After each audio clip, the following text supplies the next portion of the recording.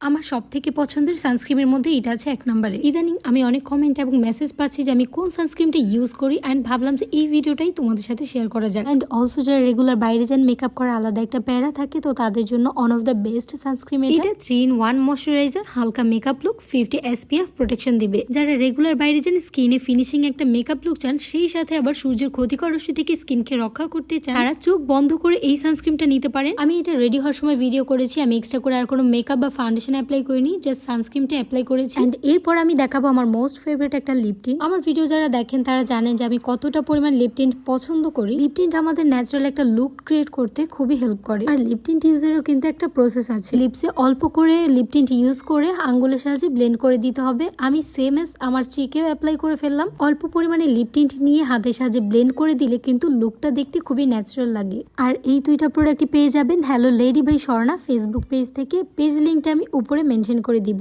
আমি এই লুকটা মাত্র দুইটা প্রোডাক্ট ইউজ করেই ক্রিয়েট করে ফেলেছি, এন্ড লুকটা দেখতেও খুবই ন্যাচারালি লাগছে। এন্ড এই সানস্ক্রিমটা খুবই সুন্দর ম্যাট ফিনিশ দেয়, ইভেন স্কিনকে একদমই অয়েলি করে না, আবার স্কিনের সাথে মিশে যায়, কোনো হোয়াইট কাস্ট দেয় না। আর সব থেকে ইন্টারেস্টিং ব্যাপার হচ্ছে সব স্কিনের সাথে খুবই ইজিলি মিশে যায়। আমার সব থেকে ভালো লেগেছে এটা স্কিনকে সফট করে, ময়শ্চারাইজ করে, আবার স্কিনকে ইনস্ট্যান্ট গ্লো করে। এন্ড এইটা ফিলিপিনের একটা সানস্ক্রিম,